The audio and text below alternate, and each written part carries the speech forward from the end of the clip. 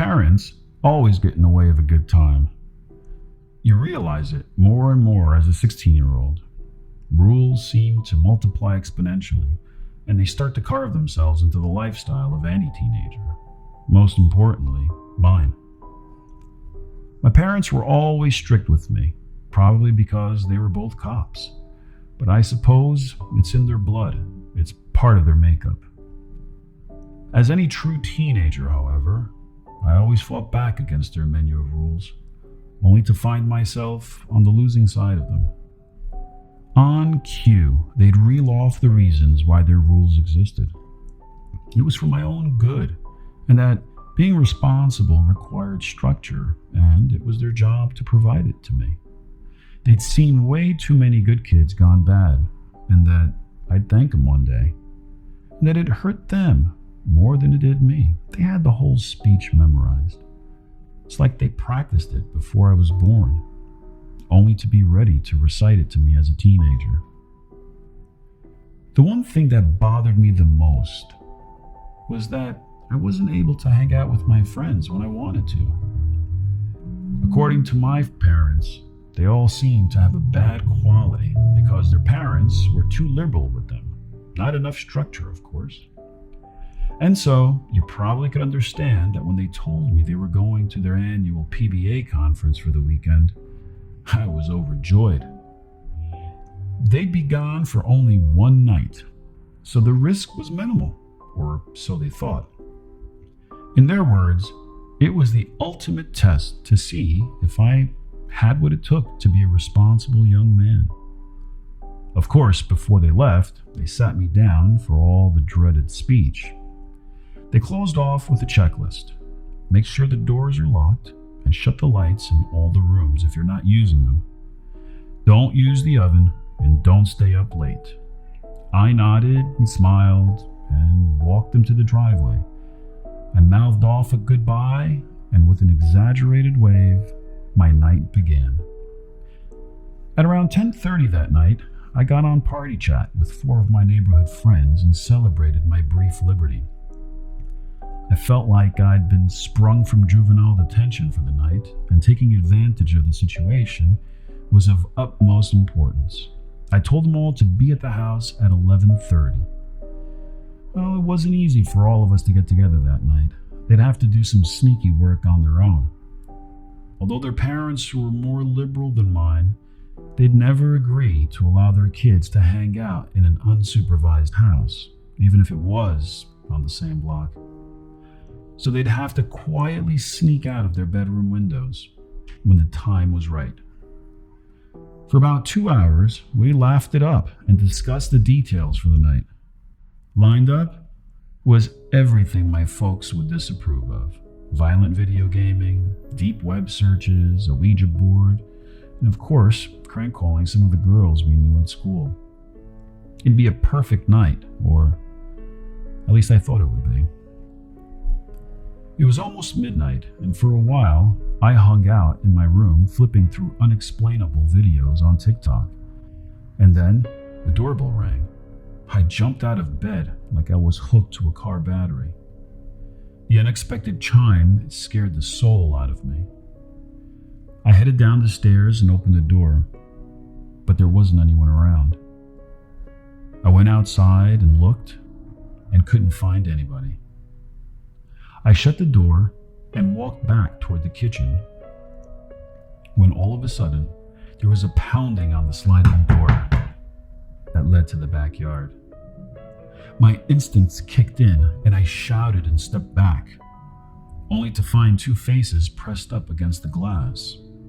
My friends had a knack for pranks, and I was their first victim of the night.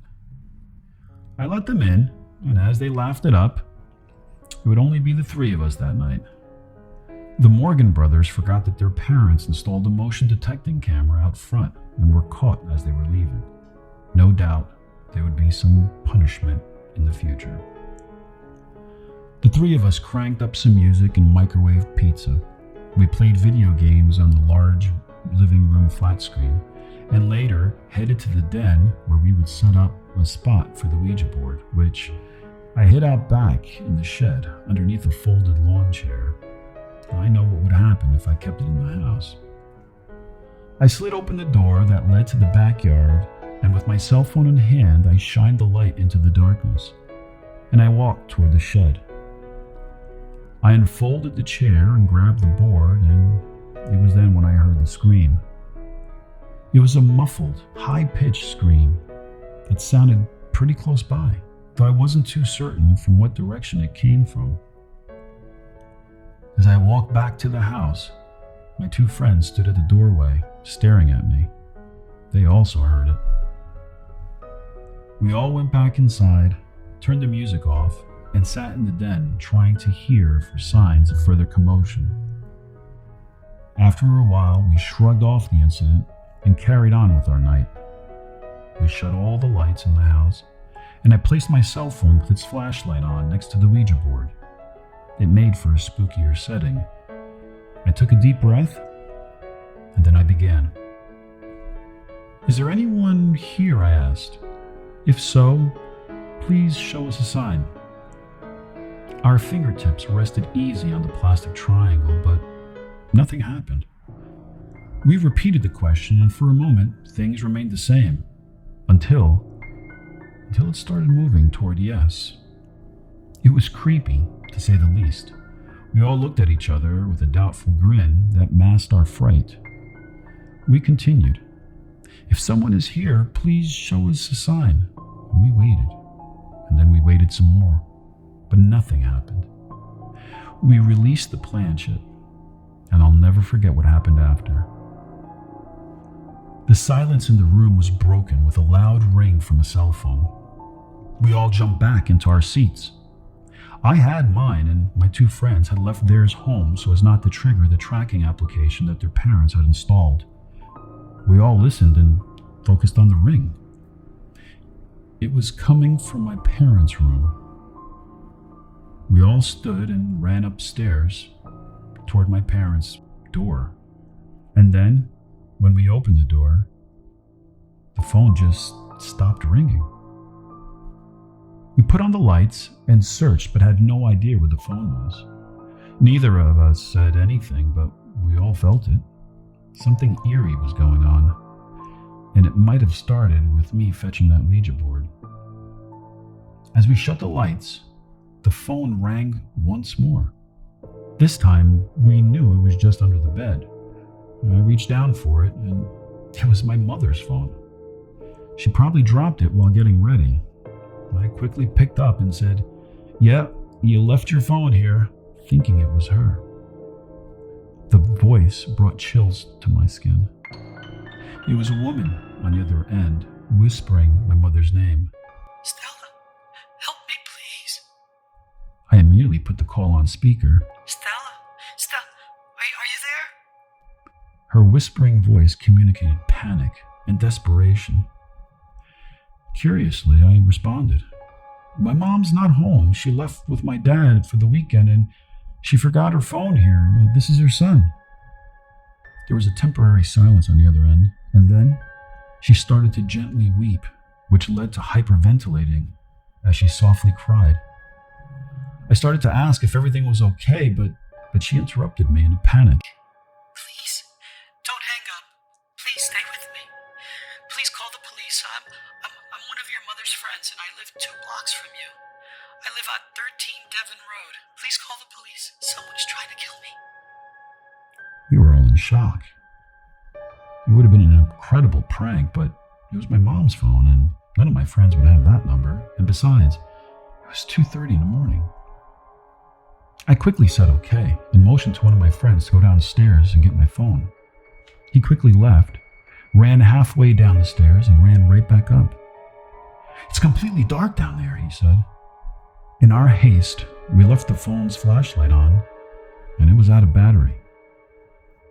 The woman on the other end continued. Please, help me. Please call the police. I live on 13 Devon Road. Please call." I told her that I'd have to hang up my mother's line in order to make the call. She sobbed and pleaded for me not to hang up the phone. "Please don't hang up. Stay with me, please. He's here. He stabbed my dog. He killed my dog, and now he's downstairs looking for me. police that I'm in a bedroom closet upstairs. I was nervous. I didn't know what to do. My two friends just stood there paralyzed in the moment.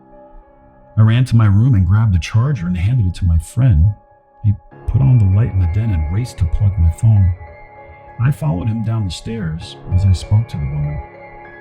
"I need to hang up the phone to call the police. You can call right back." She moaned and sobbed and said, "Please no." And then she said in a very low whisper, "I see him in the hallway. Oh my God, he's walking with a knife in one hand, and my dog's leg in his other hand. He's in the guest room now. Oh my God, I'm gonna die. I'm gonna die today." We were all frozen with fear. All of us were stuck in fright. I tried calming her down, but I was losing her. She was getting hysterical. She didn't realize that her whispers were getting louder. I pleaded for her to be silent. At that very moment, my cell phone lit up, and quickly, my friend called 911. 911, what's your emergency? "Please send police immediately to 13 Devon Road. There's a murder in progress. Please send someone immediately." I turned and I reassured the woman on the other end that the police were on their way. She whispered a thank you and said that she thought the man had returned downstairs. For a few long minutes, we all sat silently, listening to her shallow breathing. Oddly enough, it felt that we were all at peace, and the worst had come and gone. But we were all wrong. Suddenly, there was an extremely loud noise, as if the door was taken off its hinges. What happened next affects my friends and I until this very day. We'd never be able to forget the gurgling scream that she let out. Her last word was help, though it came out like she was gargling water. For a moment, we were crippled with fear, numb to our surroundings. And then I screamed out, "Hello? Hello? The cops are on their way. Hello?" There was nothing but silence on the other end. And then the phone rattled, and it sounded like it was being scraped against the floor. We heard movement as if the caller was running. Then we heard breathing once again. It started very low and then grew louder and louder. And then it stopped. What followed made us drop the phone. It was the most chilling, sinister laugh that we ever heard. Then, a low whisper came over the phone. 22 Edmund Place. The call hung up after that. 22 Edmund Place was my address. Blood drained from my face. I wasn't sure if I locked the back sliding door. In fact, I wasn't sure if the front door was locked either. In the distance, we heard the sirens from the police cruisers. We ran toward the front door and swung it open. We all screamed in horror. There was a large dog's leg on the welcome mat in front of our door, and the door itself was lathered in blood. It was no longer a white door. We slammed the door shut and ran toward the back sliding door, which had been left wide open. Neither of us wanted to go through it, but it was our only way out. I fumbled with my mother's phone and put on its flashlight. There was no one around. We ran towards the neighbor's fence and hopped over, and then ran out to the street. We never looked back until we arrived at one of my friend's house. We were about to violently pound the door and ring the bell, but my friend's parents opened it before we even had a chance to. They were woken up by the police sirens, which had stopped at Devon Road, the street just behind theirs. It was supposed to have been a great night with friends, but we all didn't see the horror coming that night. Death came for Rosalind McDermott, the woman on the other end of the phone whose throat was sliced. Her body was found in the upstairs bedroom closet. What haunts us to this very day is that she was killed 3 days ago. 3 days prior to that night's call. No one could explain the events that took place that night. The coroner checked the time of death multiple times, but arrived at the same results. 3 days ago, she had died and was left in her closet. Sometimes the unexplainable happens, and we lose the ability to rationalize things. To this day, I no longer enjoy spending time alone at home. I lock doors, check windows and lights, and I no longer own a Ouija board.